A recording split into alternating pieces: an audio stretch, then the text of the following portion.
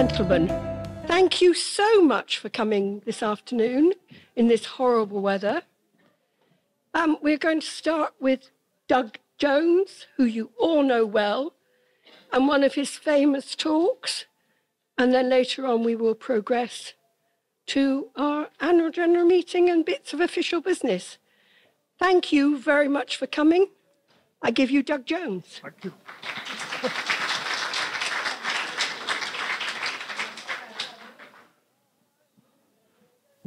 Hello, everyone. Can I just echo what Sally has said? It's very nice of you to come in such bad weather, and I really do appreciate it. I would like to begin this talk. You see the title there. I would like to begin by just making a comment on the word troubles. If we could look at that for a moment.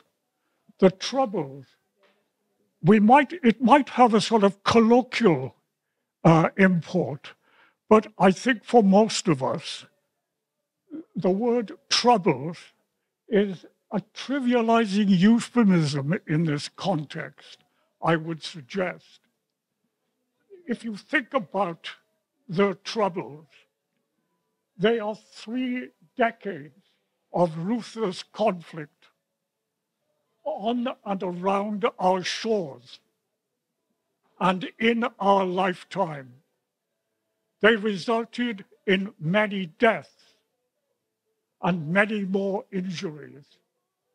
They caused destruction, loss, fear, and trauma. And at the end of this talk, I would like to pose the question, were they justified? And was the outcome that ended them worthwhile? So I would like to suggest that you have that in mind during this talk. The approach I would like to take is an outline of the historical background to the Troubles, an account of each decade, examining the violence, the political initiatives and negotiations that took place in those decades, in each of those decades, the legal and judicial consequences in each decade, and finally, the peace process, which led eventually to the Good Friday Agreement and its implementation. At the end, again, I would say, I would like to pose the question, the narrative, does the narrative, knowing what happened, does it lead to an understanding of the whole conflict, the whole time of the Troubles? So perhaps we could have that in mind too, as we're going through. So can I begin then with some features of Ireland's early troubled history? It is a history of invasion, of subjugation, and land seizure. It's a history of immigration. It's a history of division, disunity, and violent conflict, of brutality, fear, grief, and bitterness. A history of epidemics, a history of extreme poverty, famines, large-scale emigration, bigotry, prejudice, discrimination, cruelty, courage, suffering, and loss. It is a very bleak history of a small, relatively small Ireland. And if we can look briefly now at Ireland in the early 20th century. In 1913, the Ulster Volunteer Force was formed to resist, as they said, the proposed Home Rule Act by force. And then the Irish Volunteers were formed to secure the rights and liberties of all the people of Ireland. In 1914, the Government of Ireland Act was passed. It granted an Irish Parliament to govern all Ireland's internal affairs, 6 northeastern counties to be excluded temporarily or permanently, Ireland's seats in Westminster to be reduced, and the implementation was deferred until the end of World War I. But there was growing impatience about the deferment. And in 1916, there was the Easter Rising, which lasted for 5 days, from the 24th to the 29th of April in 1916. It was a Republican rebellion against British rule in order to establish an Irish Republic. The rebels surrendered to the British garrison after heavy fighting. And in those 5 days, there were 500 deaths, 2,500 fighters and civilians were injured, 1,800 rebels were imprisoned, and 24 leaders of the rebellion were executed. And you can see there the process of execution. In 1920, the Government of Ireland Act was passed in November of that year. That agreed to set up separate Home Rules institutions. 6 northeastern counties to form Northern Ireland, the remaining 26 to form Southern Ireland, both to be part of the UK, both to send representatives to Westminster, a Council of All Ireland to be formed to consider matters of mutual interest. In 1922, the Anglo-Irish Treaty was formed. The clauses of the 1920 Act were retained. Southern Ireland, now to be known as the Irish Free State, Northern Ireland and the Irish Free State, each to have its own parliaments and also send MPs to Westminster. The Free State was to have the status of a dominion within the British Commonwealth and have its own army. Northern Ireland could choose to join the Free State or remain part of the Kingdom of Great Britain. The treaty was adopted by the Free State Parliament by a very slender majority. In June 1922, until May 1923, there was the Irish Civil War. The Republicans were split. Some were for the treaty and some were against. Those who were for were assisted by British armaments. The IRA, which was against, fight a guerrilla war. Brutality on both sides, execution, murder, assassinations, destruction of homes and property, and hunger strikes were elements of that civil war. 12,000 Republicans were interned. A total of at least 2,000 deaths were the result of the war. The Civil War ended on the 22nd of May, 1923, and the pro-treaty party won the election later in that year. Some of the features of the Irish Free State from partition until 1949. there was doubt whether it was a first step or whether it was just a continuation of British oppression. 93% of Catholics, 93% of the Irish Free State were Catholics. The church was a very powerful influence on social policy, sexual mores, divorce, abortion, censorship of books and films. The church influence and control of schools, hospitals, and other public services. In 1937, the Irish Free State declared itself a republic and adopted the name of Éire. It was neutral but supportive of Britain in the Second World War, but it left the Commonwealth in 1949. If we look now briefly at Northern Ireland from partition to the early 1960s,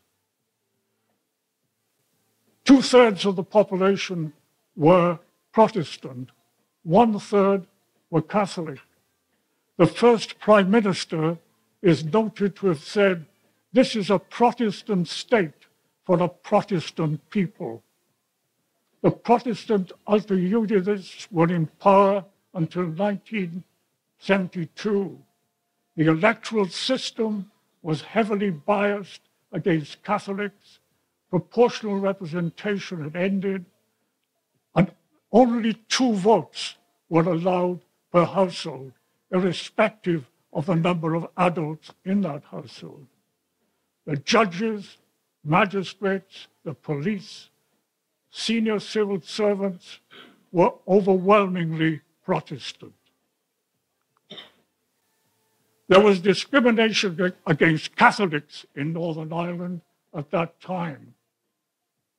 Housing, it was said, we must put the right people into the houses we build. In employment, Catholics were in low-paid jobs and many were unemployed. Catholics were considered to be second-class, dangerous, and less deserving. There was internment and flogging as part of the legal system. There was serious rioting in Belfast in 1930 and in the 1930s and the 1950s. The Northern Ireland, though, was determined to remain part of the UK. And I don't know whether you can see that cartoon there, where they're saying Ulster's prayer is don't let go of Ulster. In 1967, the Northern Ireland Civil Rights Association was formed. In August 1968, the first Civil Rights March was held, and it was peaceful. A few months later, there was a second march held despite the ban on marching. There was police brutality, which was filmed and broadcast on television. In January the following year, 1969, the People's Democracy Group's march from Belfast to Derry was attacked by loyalists. Police did not intervene, but they raided Catholic areas of Derry with house searches, beatings, and arrests. There were further protests and marches defying the bans. The British government tried unsuccessfully to insist on local reforms. Let's look now then at the combatants in the Troubles. We've seen something of the background, a very brief sketch, if you like, outline sketch of the background. Let's look now at the combatants in the Troubles. First of all, the Republicans, also referred to as Catholics, are referred to as nationalists. There were various branches, if you like, of the IRA, the Irish Republican Army. And you'll see the various branches there. Also, the Irish National Liberation Army, the INLA. And then there was the real Irish Republican Army, so-called. The aim of all those units, if you like, of the IRA was to reunify Ireland as an independent republic. Their methods were violence and negotiation. They wanted to undermine the Northern Ireland government and economy.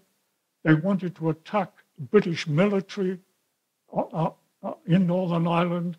They wanted to create a fear, disruption, and thereby fire the British desire to withdraw from Northern Ireland.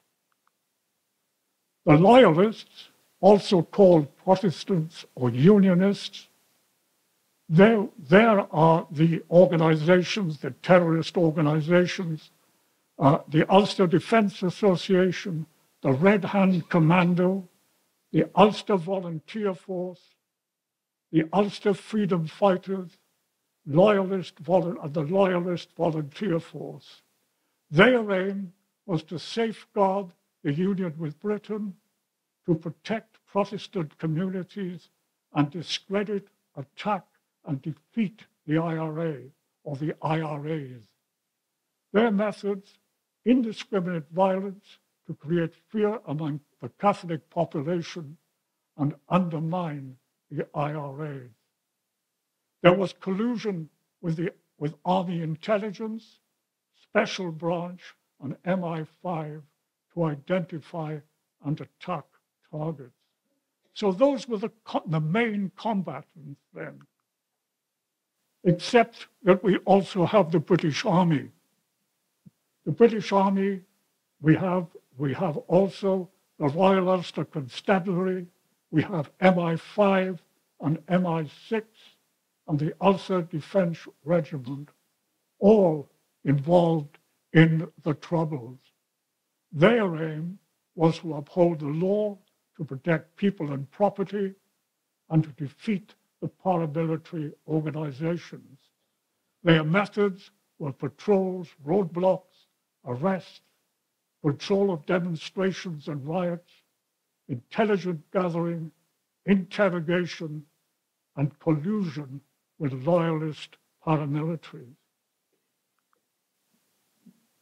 And the actions of the Troubles were, of course, a catalogue of bombings, ambushes, gun battles, assassinations, torture, executions, the maintenance of public order, and negotiations, secret and open. Let's look now then at what I consider to be the first decade of the Troubles, from 1969 to 1979. And we look at the most serious violence in that decade. The Battle of the Bogside, the 12th to the 14th of August 1969, which is usually said to be the beginning of the Troubles. Derry was two-thirds Catholic, but under a Protestant local government. There were continuous riots during and after the annual Apprentice Boys Parade that year. That was a kind of historical demonstration of a defense from an attack by an English king going back a few hundred years. Missiles, petrol bombs, gunfire, and homes were burned. The police were unable to cope. The British Army was then deployed. The riot spread to Belfast. The police used armored cars and machine guns, and so did the police, so did the army. As a result, there were a total of 10 people killed, 150 wounded, and 1,000 others injured in some way or other. And that was only in 2 days, in August 1969. Then later, the Ballymurphy massacre from the 9th to the 11th of August 1971, 11 people were killed by British troops during house searches and arrests. Then there was the McGurk Bar bombing by the Ulster Volunteer Force, the Protestant force, in December 1971, in which 15 people were killed. And you could see the results of the massacre and of the bombing there, the people who died. Then Bloody Sunday, the 30th of January 1972, 15,000 people marched in Derry against internment, that is, imprisonment without trial. The march was blocked from the city centre by the army. Stones and missiles were thrown at the army, and the army opened fire, killing 14 unarmed civilians. And that, of course, made headlines for weeks afterwards. And then in February 1972, there was a car bombing of the Parachute Regiment headquarters at Aldershot, and it was said to be revenge for Bloody Sunday. 5 civilian women ancillary staff and 1 army chaplain were killed. On the 13th to the 14th of May that year, the Battle of Spring Martin in Belfast occurred. Day and night battle between the IRA, Loyalist paramilitaries, and the army. 1 soldier, 2 Loyalists, and 4 IRA were killed in that battle. Going on to July 1972, Bloody Friday, as they called it, 22 IRA bombs exploded in Belfast within 75 minutes. 9 people were killed, 5 civilians, 2 soldiers, 1 RUC officer, and 1 Loyalist paramilitary. Later that month, 10 days afterwards, cloudy bombings near Derry. 9 residents were killed by 3 RA bombs placed in the main street, in the car in the main street, known as Bloody Monday. In August the 22nd, 1972, there was the bombing of Newry Customs Office. An IRA bomb exploded prematurely.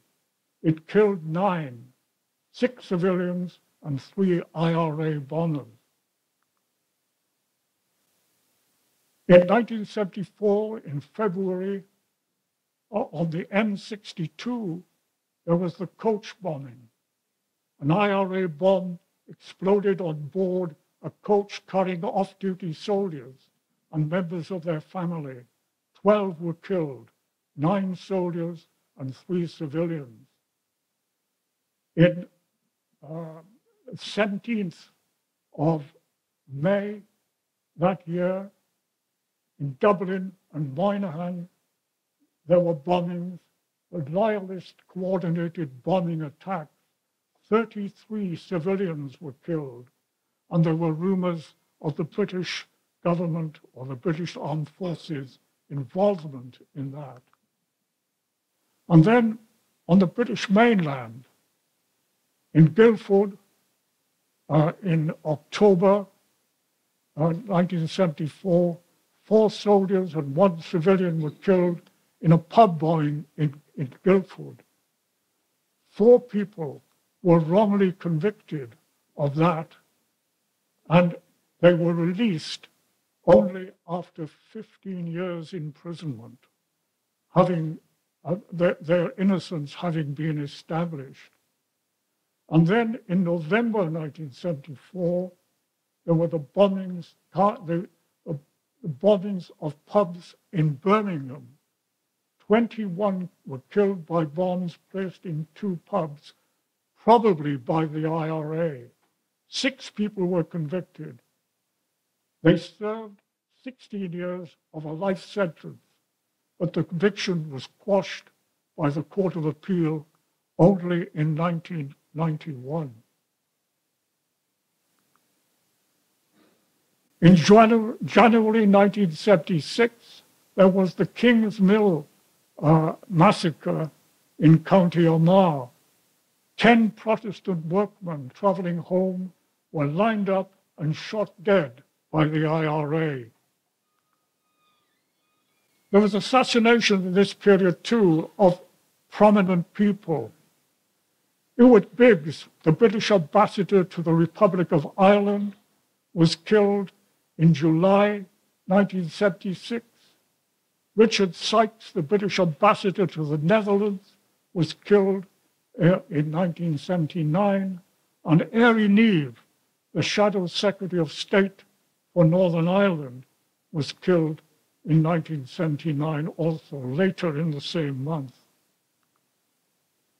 And then in August 1979, Lord Mountbatten, the second cousin of the Queen, was killed in off Donegal Bay by an IRA bomb placed in his fishing boat. His grandson and 2 others were also killed. You can see the evidence of that there. And then on the same date, there was the Warren Point ambush. The IRA blow up an ambush, an army convoy at Warren Point. 18 soldiers and 1 civilian were killed in that attack.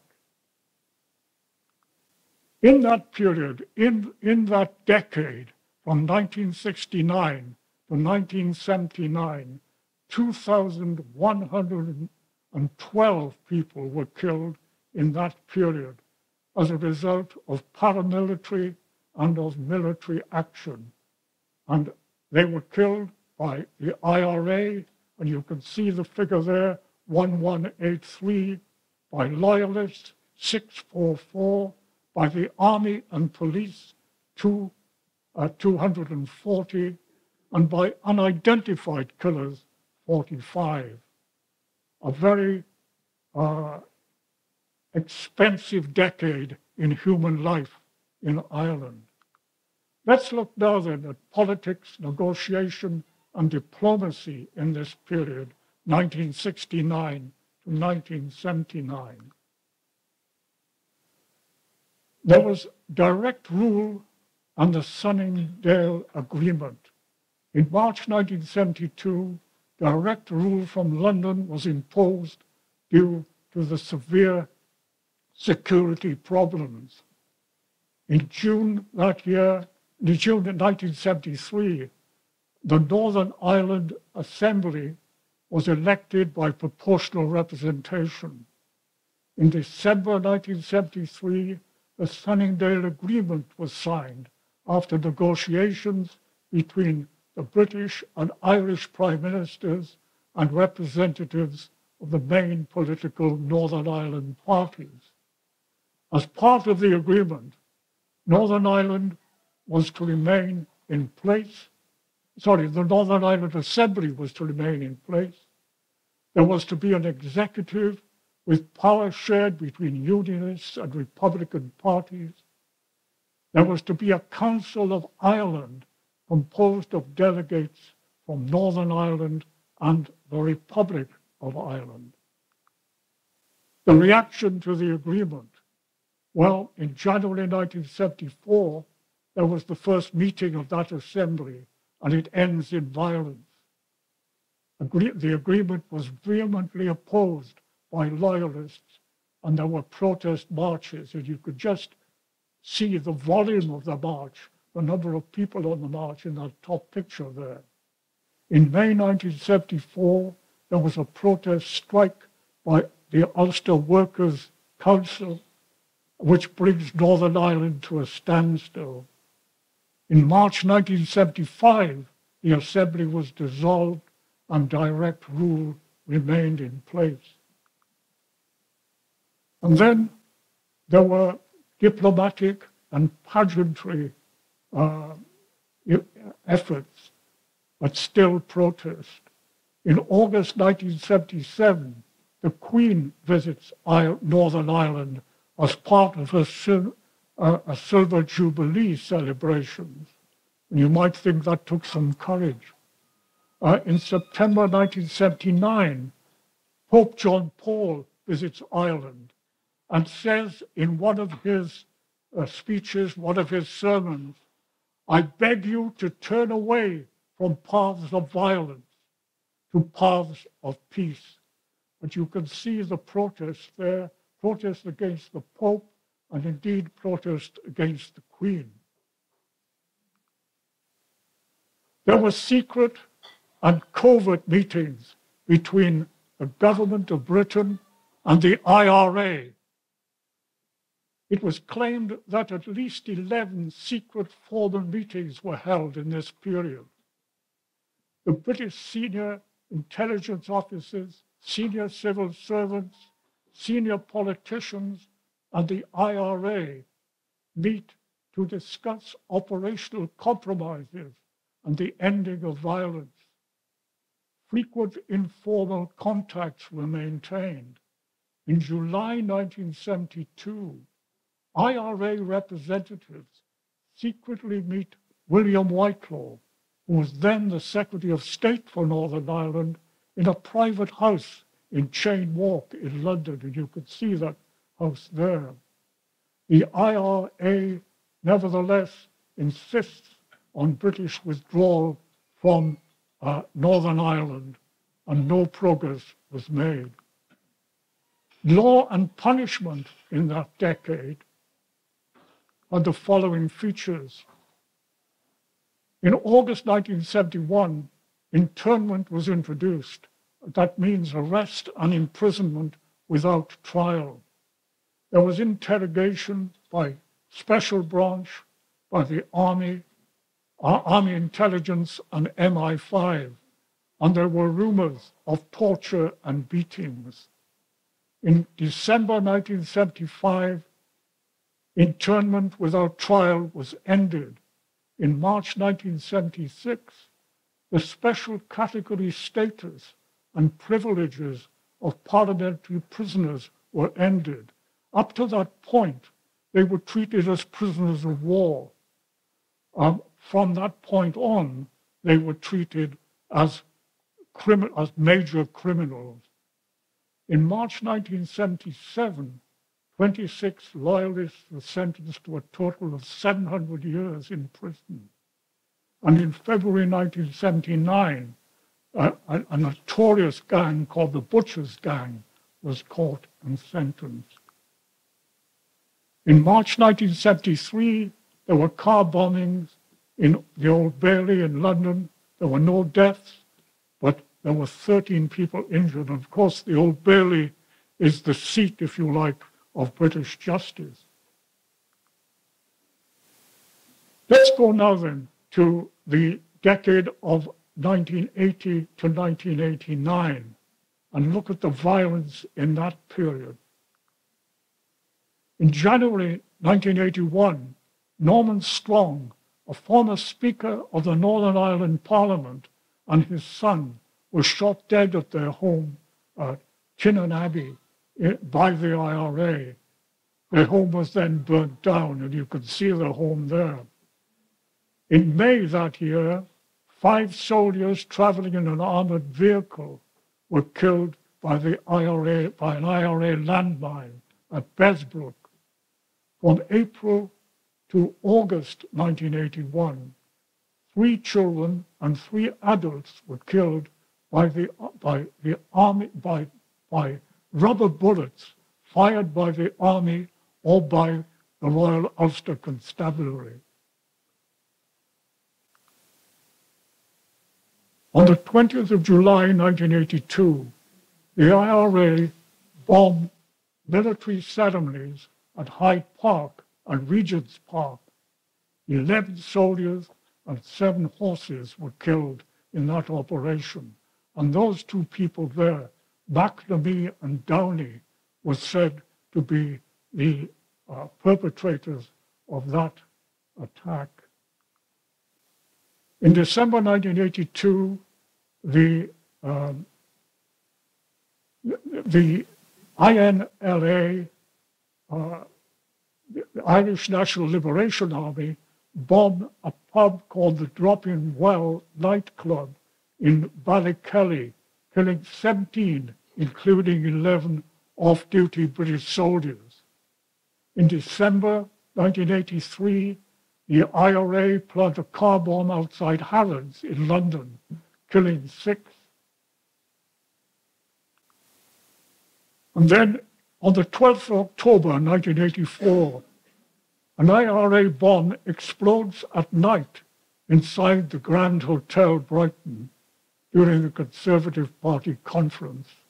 There were 5 killed, and you can see the headline of the Daily Mail the following day. They missed her by 2 minutes. She, Margaret Thatcher, of course, was the main target, but they missed the main target, but they killed 5 others. In February 1985, 9 Royal Ulster Constabulary officers were killed by the IRA mortar bomb on the police base in Newry. In May that year, 4 more officers, police officers were killed in an IRA bomb attack at Killeen in County Armagh. In May 1987, the IRA attacked a base at Loch Gall, but they were ambushed by the SAS. 8 IRA attackers were killed as a result. In November that year, there was the bombing of a Remembrance Day service at Enniskillen by the IRA, in which 11 people were killed. In March 1988, 3 unarmed IRA members were killed by the SAS in Gibraltar on the grounds that they were planning a raid on British military targets in the Mediterranean. On the 16th of March, at their funeral at Milltown Cemetery in Ireland, their funeral was attacked by loyalists with pistols and grenades, and 3 mourners were killed. On the 19th of March, at the funeral of one of the mourners, 2 British soldiers in plain clothes who drove into the procession, apparently in error, were dragged from their cars and killed. In June 1988, the IRA bombed an unmarked van carrying soldiers after a charity run in Lisbon. 6 soldiers were killed. On the 20th of August that year, an IRA roadside bomb attack at night on a bus carrying soldiers near Ballygorry. 8 soldiers were killed.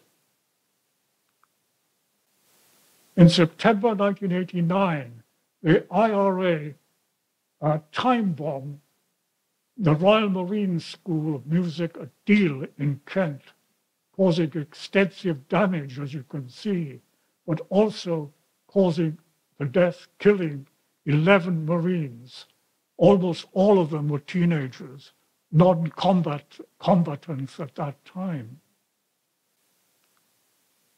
So in that period, then, that decade of up to 1989, 854 people were killed as a result of paramilitary or military action.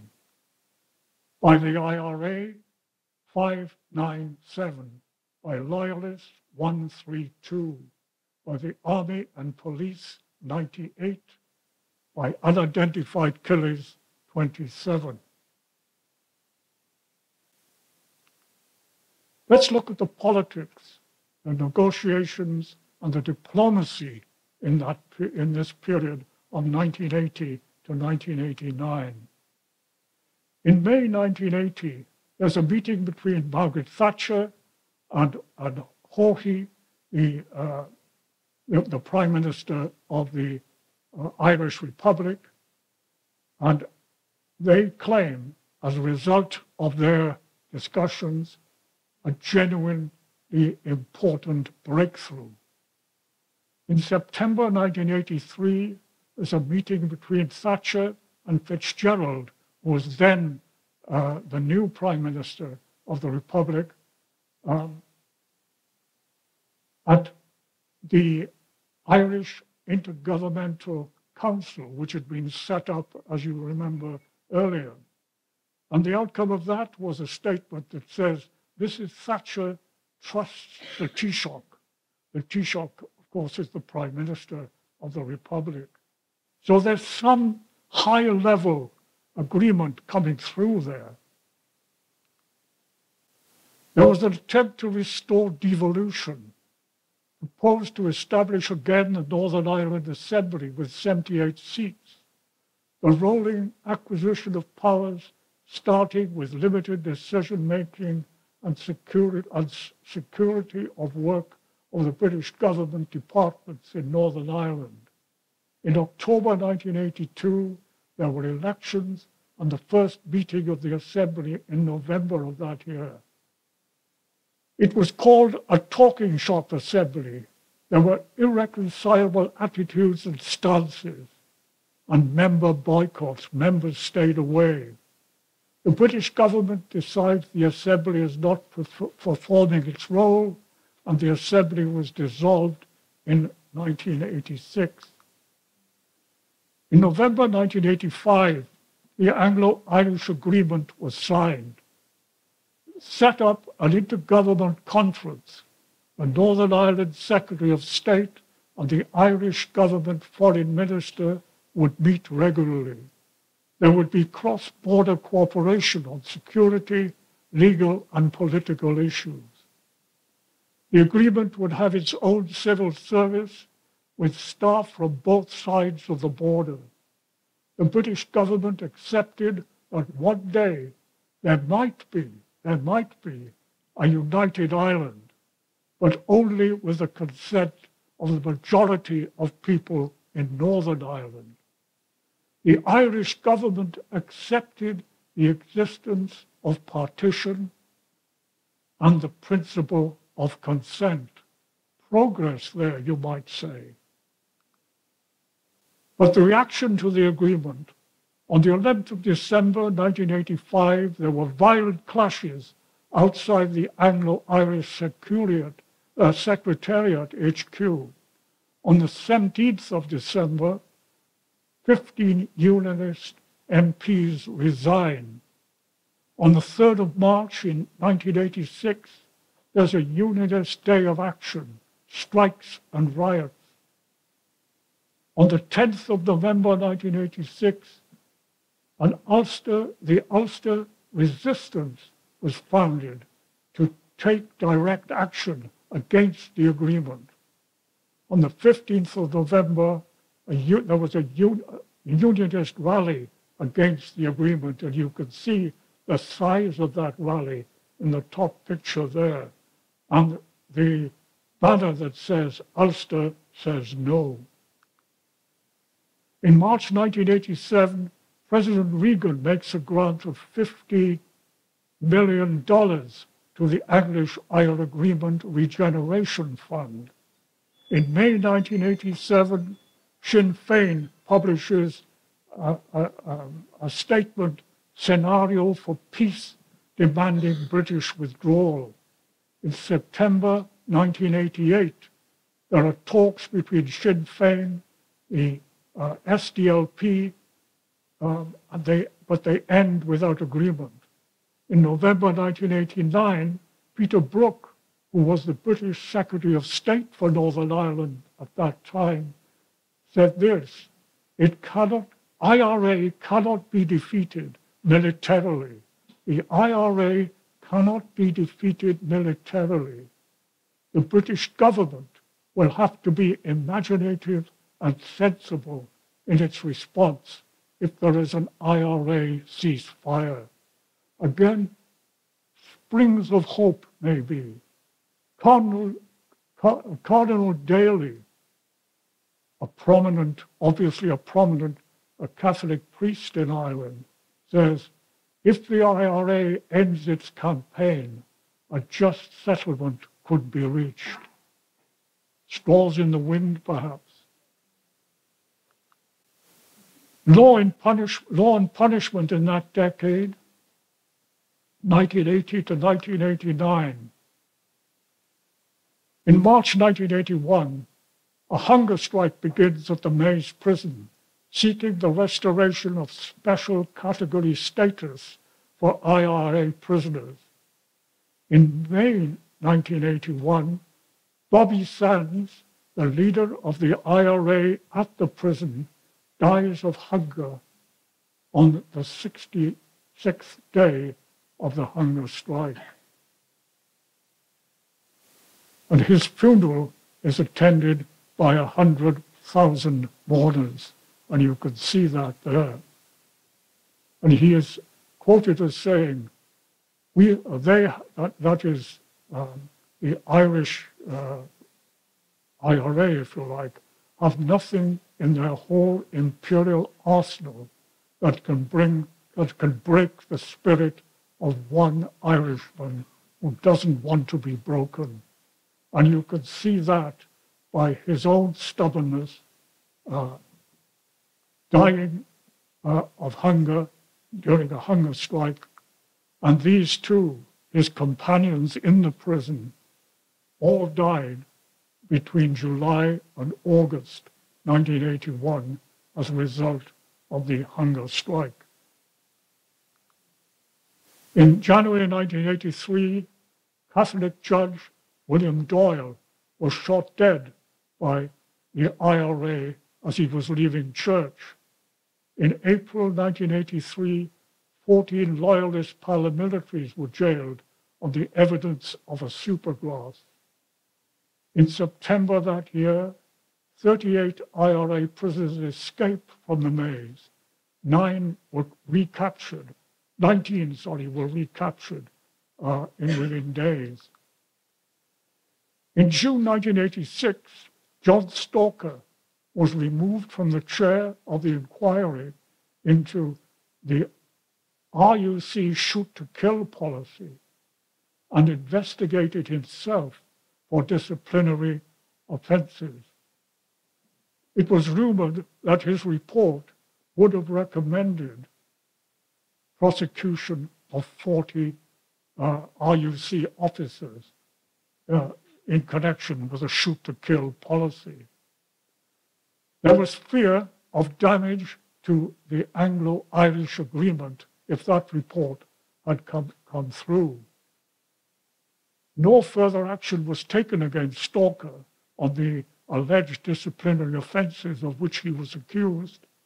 He resigned as the Deputy Chief Constable of Manchester within months, and no action was taken against the RUC officers. In April 1987, the IRA assassinated Lord Justice and Lady Gibson by remotely detonating a car bomb when they were driving over the border on return from holiday. He was acknowledged as a respected, talented, conscientious, and courageous judge. There was an allegation of collusion between the Republic of Ireland Police Service and the IRA. An inquiry acknowledged that there were grounds for suspicion, but they found no evidence of collusion.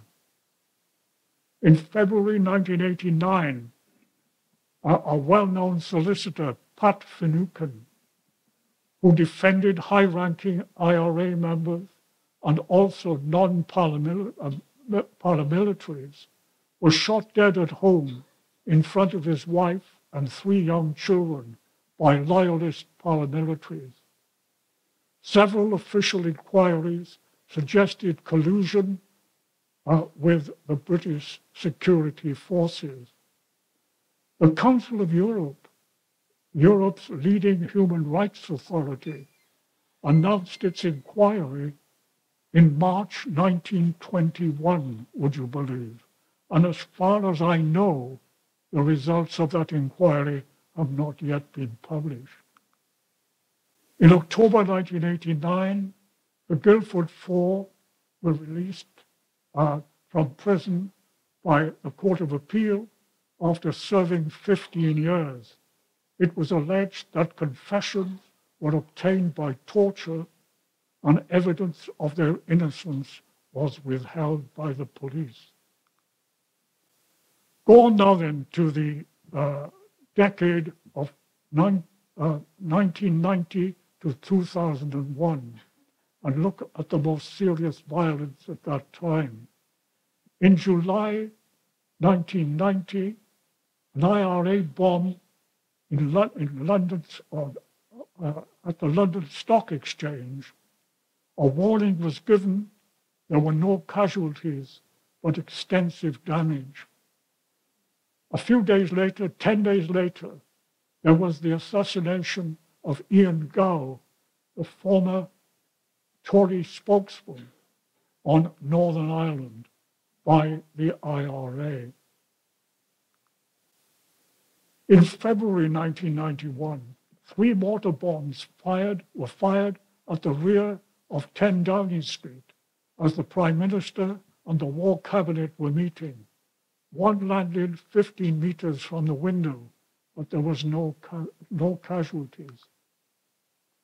In January 1992, there was the Trebayne massacre. 8 Protestant workers were killed by the IRA, by an IRA roadside bomb. In February 1982, the Unionists killed 5 Catholics in a gun attack on a betting shop in Belfast. And again, there were suggestions of collusion with the security services. In April 1992, there was bombing of the Baltic Exchange in London by the IRA. 3 killed and very extensive damage. In September that year, the bombing by the IRA of a forensic science centre at Belford in South Belfast. In December, bombing by the IRA of Manchester city centre when 65 people were injured. In October and November 1992, bombs were placed in several locations in London, but they were located and defused. In March 1993, 2 IRA bombs exploded in litter bins in Warrington in Cheshire, and those 2 lovely children were killed. On the 25th of March 1993, a few days later than that, the Ulster Defence Association shoot dead 4 Catholic workmen as they arrived for work at Castle Rock in County Londonderry. In April 1993, an IRA bomb explodes in Bishopsgate, London. One person killed and there was huge damage. On the 23rd of October that year, the IRA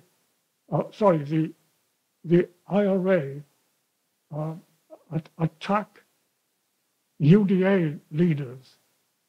A bomber and 9 civilians were killed in that attack. On the 30th of October 1993, the UDA shoot dead 8 civilians in a raid on a pub in Grey Steel.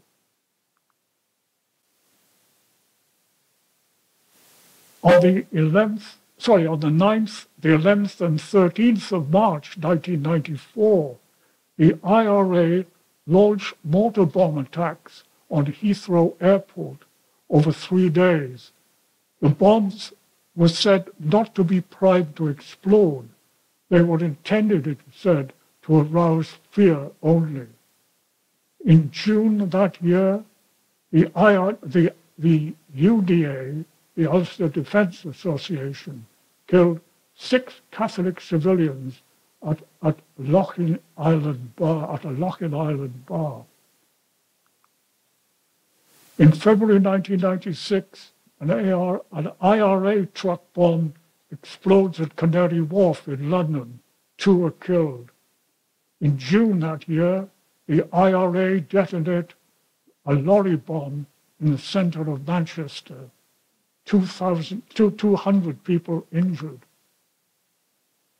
In August 1998, the real IRA detonated a bomb in the center of Omagh in protest against the Good Friday Agreement, which we'll see in a moment. 29 people were killed, 200 seriously injured. And it is said that there was a failure to act on intelligence through defective leadership, poor judgment, and a lack of urgency on the part of the security services. In that period then, 598 people were killed as a result of paramilitary and military action. 278 were killed by the IRA, 251 by loyalist organizations, 40 by the army and police, and 29 by unidentified killers. Let's look at politics, negotiation, and diplomacy in that period, which led to the peace process. There were indications of a search for peace earlier, weren't there? And now that search for peace was gathering momentum. And there's a young girl there who is quoted as saying, "One day Catholics and Protestants will be able to walk hand in hand." President Clinton says, "We will stand by you as you take risks for peace." There's a logo there which says, "Peace is in our hands." And there's a mural that says, "Can it change? We believe it can change." And Seamus Heaney, a well-known modern Irish poet, wrote this: "So hope for a great sea change. So hope for a great sea change on the far side of revenge. Believe that further shore is reachable from here. Believe in miracles and cures and healing wells. There is a rising hope, a rising desire for peace. And there are open and secret quests for agreement and peace, involving all those people, not all at once, but in different times, in different meetings throughout that period. And look at them: Hume, Adams, Major, Nolan, Mitchell, the American senator, the SAS, the paramilitaries, Blair, Martin McGuinness, Reynolds, Ahern, Trimble, Mayhew, and Clinton himself. All of them, in some way or other, were involved in a search and negotiations for peace. And then, in December 1993, there was the Downing Street Declaration, which followed constructive talks by Hume and Adams. People on the island of Ireland have a right to self-determination and a peaceful constitutional settlement. On the 11th of August 1994, the IRA announced a complete ceasefire. On the 13th of October, the loyalist groups announced ceasefire and expressed remorse at their actions. And yet, on the 9th of February 1996, there is the bombing of Canary Wharf in London, which we've seen. In July 1997, though, the IRA ceasefire is restored. And US Senator Mitchell takes the chair of all-party talks with Blair and Ahern, the British and the Irish Prime Ministers, in close consultation. The Good Friday Agreement is signed on the 10th of April, 1998. A copy of the agreement is delivered to every home in Northern Ireland. The people of Ireland, North and South, will decide its future status, a united Ireland, if they vote for it. That was the issue, the theme of the agreement. Consent will be the essential principle. Until and unless a united Ireland is voted for, Northern Ireland will remain in the United Kingdom. The Republic will renounce its claim to the North. A power-sharing Northern Ireland Assembly in permanent coalition with 10 ministries, including agriculture, education, environment, health, allocated according to electoral strength and monitored by a committee system. And you can see the two prime ministers signing that agreement there. The agreement goes on. The First Minister of Northern Ireland will be a unionist. The Deputy will be a nationalist. A British and Irish Council with representatives of both governments and of Wales and of Ireland will be set up. Wales and Scotland will be set up. A North-South Ministerial Council for cooperation on an all-Ireland basis will be set up. There will be a commission to review policing in Northern Ireland. There will be organizations to safeguard human rights. Paramilitary prisoners will be released within 2 years. There was a referendum on the agreement. There were simultaneous referendums held in Northern Ireland and in the Republic of Ireland. Over 90% of Republicans were in favor, and in Northern Ireland and Republic, were in Northern Ireland and the Republic, over 90% of Republicans were in favor. Unionist communities were split 50-50. But overall, there was an overwhelming endorsement in the Republic and 71% in favor in Northern Ireland. In July 1998, though, there were riots in Duncree in which 3 children were killed by firebombing. And we've seen in August 1998 the Omagh bombings by the real IRA, which killed 29 people. Implementing the agreement, well, Martin McGuinness was appointed as the education minister. The IRA on the 6th of May 2000 agreed to put arms beyond use. In July 2005, the IRA announced an end to the armed campaign and say that they will use peaceful and democratic means in future. In August that year, the British reduced their troops from 10 to 5,000 and modified policing in Northern Ireland. In September that year, it was confirmed that the IRA decommissioning of armaments will be completed by the 7th of March 2007. In this period, the Northern Ireland Assembly was elected, it failed again, there was direct rule again, but re-elected, and eventually, in March 2007, there were elections with the DUP, the Democratic Unionist Party, and Sinn Féin, the largest parties in the Assembly. On the 24th of March 2007, the DUP agreed to power sharing with Sinn Féin and to nominate ministers to serve on the executive.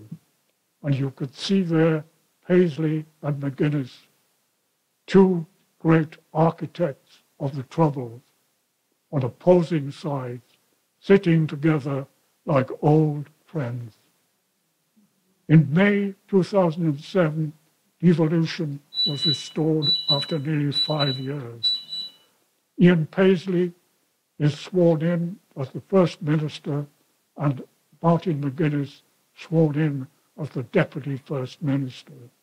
And in 2014, of course, the Queen visits Ireland. Let's do a little assessment very quickly. Siegfried Sassoon, as I'm sure you know, was a famous poet of the First World War. And in one of his poems describing the battles of the First World War, he said, "Men fought like brutes and hideous things were done." And you could apply that equally, I think, to the Troubles in Northern Ireland. Poets have had a go too. Lord, I don't know who wrote this, but it goes like this. Lord, thou art hard on mothers. We suffer in their coming and their going. And though I grudge them not, I weary of the long sorrow. And Heaney again, a hunger-striker's father stands in the graveyard dumb. The police widow in Wales faints at the funeral home. And all of that in the context of 3,564 people killed during the Troubles, and a figure that I have of 30,000 people injured, but I've read that that figure is more likely to be 50,000 rather than 30. And let's look now then, can we understand all of that? Many years ago, at the beginning of the 1970s, when these troubles were just about getting underway, had only just got underway, I was at a conference, a residential conference, with colleagues doing the same work as I was doing from all over the United Kingdom, including Northern Ireland. And one morning at breakfast, I said to the colleague from Northern Ireland, what's all this fuss then? What's all this about Northern Ireland when the Troubles only just started? What's all this business in Northern Ireland? And he looked at me right in the eyes, and he paused, and he said, you will never understand. And that statement has stayed with me over the years. You will never understand. And unless you're part of the culture, unless you were there, I don't think we can understand. But I hope that the narrative that I've given you will stir some memories of what happened at that time. And I hope that the narrative and the memories will help us reflect on the absolute waste of the waste of life and the obvious misery that the Troubles brought. Thank you very much for listening.